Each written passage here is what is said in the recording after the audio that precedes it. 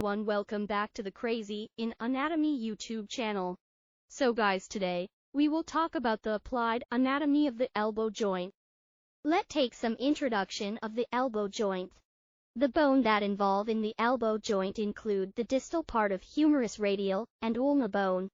The distal end of the humerus is the lower part of the upper arm bone and includes several key features. First is the T-Rock-Lee. It is a smooth, grooved structure on the inner side that articulates with the ulna, forming the elbow hinge joint. Second is the capitulum. It is a rounded knob-like structure on the outer side that articulates with the radius, allowing for forearm rotation. Third is the medial and lateral epic on Y-less. There are the prominent bony protrusions on either side, serving as attachment points for muscles and ligaments. Fourth is the ulcia anon fossae. It is a depression on the posterior aspect, accommodating the ulcia anon process of the ulna during extension. Lastly, we have a coronoid fossae. The position of the coronoid fossae is an anterior depression that receives the coronoid process of the ulna during flexion. The ulna, located on the inner side medial of the forearm, extends from the elbow to the wrist, featuring a prominent ulcia anon process at its proximal end, which forms the bony prominence of the elbow. Additionally, the ulna has a coronoid process projecting anteriorly, which fits into the coronoid fossae of the humerus during elbow flexion, and it ends distally with a head that articulates with the radius and wrist bones. Although it doesn't directly participate in wrist movement, the ulna provides stability to the forearm and serves as an attachment site for muscles and ligaments involved in wrist and finger movements. On the outer side lateral of the forearm, the radius extends from the elbow to the wrist, with its proximal end forming the radial head, which articulates with the capitulum of the humerus to enable forearm rotation.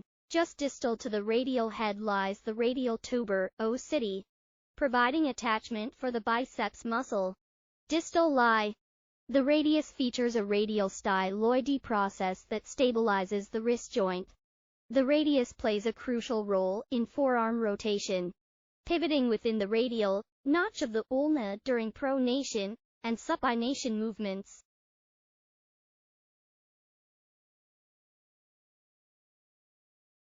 Joint involves the articulation between the humerus and the radius bones, and is pivotal for forearm movement and stability. Structurally, it is a pivot joint, allowing for pronation and supination, the rotation of the radius round the ulna. This joint facilitates tasks like turning a doorknob or using a screwdriver. Additionally, it contributes to the overall stability of the elbow complex and helps distribute forces during weight-bearing activities.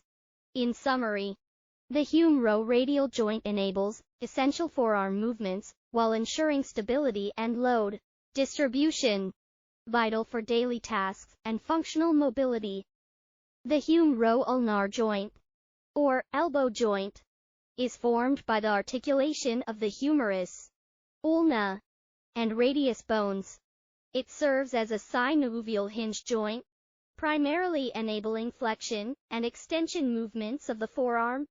The configuration of the joint allows for stability during activities like lifting and carrying. Ligaments such as the ulnar collateral ligament and radial collateral ligament provide additional support, ensuring the joint's integrity. Overall, the humeroulnar joint facilitates essential functions in everyday activities, contributing to arm movement and manipulation. The surface of the proximal and distal radio-ulnar joints is characterized by articulating surfaces between the radius and ulna bones of the forearm. In the proximal radio-ulnar joint, the head of the radius rotates within the radial notch of the ulna, forming a pivot joint that allows for rotational movement of the forearm. This joint is reinforced by ligaments, such as the annular ligament, which holds the radius securely in place, while allowing for smooth rotation during supination. and pronation movements. The distal radio-ulnar joint, located near the wrist, consists of the ulnar head articulating with the ulnar notch of the radius, and the triangular fibrocartilage complex TFCC providing stability. This joint facilitates rotational movements of the wrist and forearm, contributing to functions such as turning a key, twisting a doorknob, or using a screwdriver. Overall, the proximal and distal radio-ulnar joints are crucial for the coordination and versatility of movements in the forearm, allowing for various tasks that require rotation and manipulation of the hand and wrist. The lateral collateral ligament in the elbow joint functions to stabilize the joint by connecting the humerus to the radius, preventing excessive sideways movement. Structurally, it is composed of fibrous tissue, providing strength and anchoring the bones together.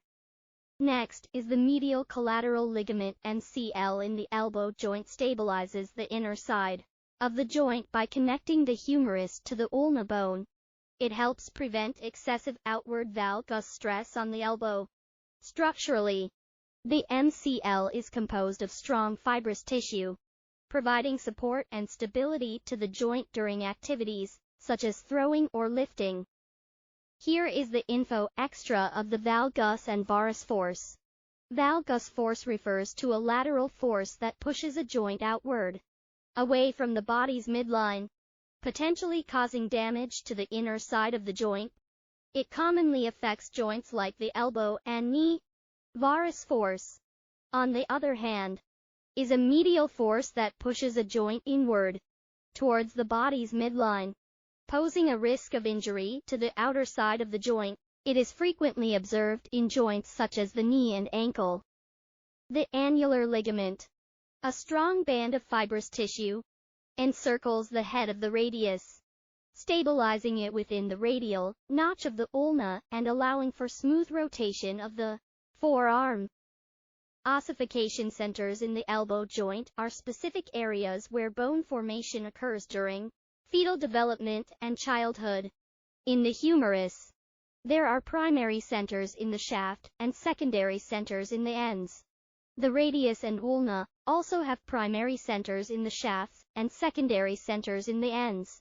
These centers gradually expand and fuse, leading to complete bone formation. Understanding the timing and sequence of ossification centers helps assess bone development and diagnose abnormalities in pediatric patients.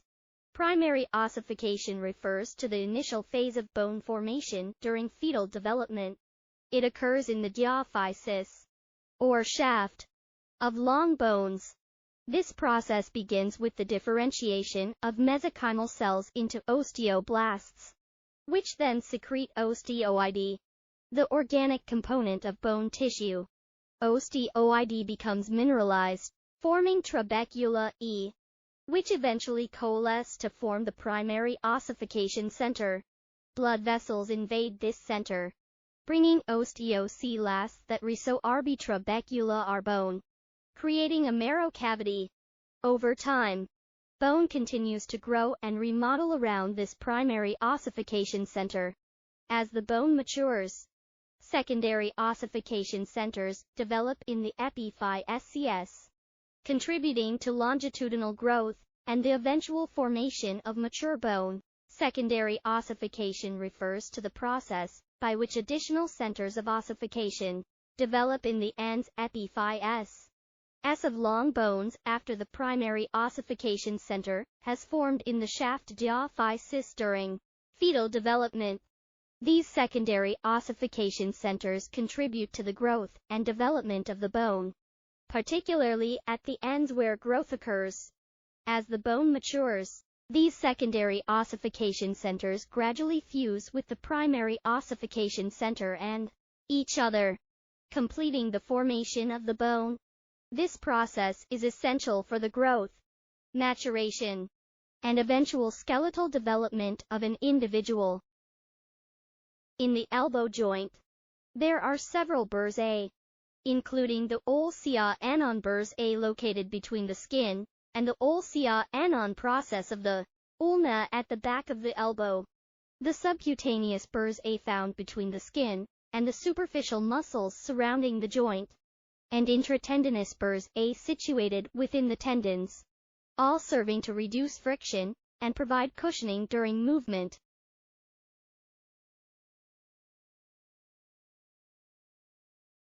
Elbow flexion involves the coordinated contraction of several muscles, primarily the biceps brachii, brachialis, and brachioradialis. The biceps brachii originates from two heads: the long head from the supraglenoid tubercle of the scapula, and the short head from the coracoid process of the scapula. It inserts onto the radial tuber, ostium, and the bicuspidal aponeurosis, located on the anterior aspect of the forearm. The brachialis muscle originates from the anterior surface of the distal half of the humerus, and inserts onto the ulnar tuber, ostium, and coronoid process of the ulna. The brachioradialis muscle originates from the lateral supracondylar ridge of the humerus and inserts onto the styloid process of the radius. During elbow flexion, these muscles contract, causing the forearm to move towards the upper arm, with the biceps brachii being the primary muscle responsible for this movement, assisted by the brachialis and brachioradialis. Elbow extension involves the coordinated contraction of the triceps brachii muscle. The triceps brachii muscle originates from three heads: the long head from the infraglenoid tubercle of the scapula, the lateral head from the posterior surface of the humerus above the radial groove, and the medial head from the posterior surface of the humerus below the radial groove. These heads merge to form a common tendon, which inserts onto the ulna process of the ulna. During elbow extension, the triceps brachii contracts, pulling on its tendon and causing the forearm to straighten and move away from the upper arm. The inconeus is a small muscle located on the posterior aspect of the elbow joint. While it primarily functions as an accessory muscle to the triceps brachii, it also contributes to elbow extension. The inconeus originates from the lateral epic on yle of the humerus and inserts onto the lateral surface of the ulna process of the ulna and the posterior aspect of the ulna's proximal shaft. During elbow extension, the inconeus contracts, assisting the triceps brachii in straightening the forearm and stabilizing the elbow joint. Elbow supination. The movement of rotating the forearm to turn the palm face up or anteriorly primarily involves the contraction of the biceps brachii and supinator muscles.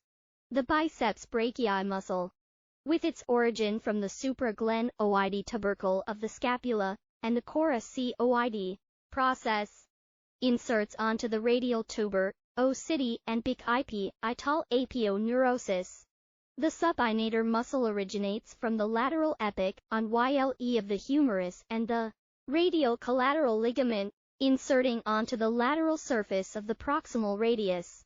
During elbow supination, the biceps brachii contracts, providing the initial force for the movement, while the supinator muscle assists by rotating the radius laterally, resulting in the forearm turning palm up. Elbow pronation.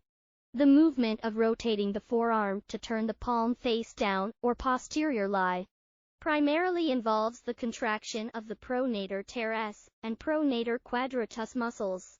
The pronator teres muscle originates from the medial epic on yle of the humerus and the coronoid process of the ulna, inserting onto the middle of the lateral surface of the radius. The pronator quadratus muscle originates from the distal portion of the ulna and inserts onto the distal portion of the radius. During elbow pronation, the pronator teres contracts, generating the initial force for the movement, while the pronator quadratus assists by rotating the radius medial lie, causing the forearm to turn palm down. Here is the summary of the elbow joint movement and the muscle involved. For those who are looking until the end of the video, you will see the two QR pictures. For the left side QR code is the exercise that I prepared for all the viewers. Then all of you can scan the QR code and attempt finish the question. Don't worry, it is very easy. It just helps you to recall back the note that you had learned. On the right side QR code picture is the feedback form. All of you may write down your opinion or review after watching this YouTube channel.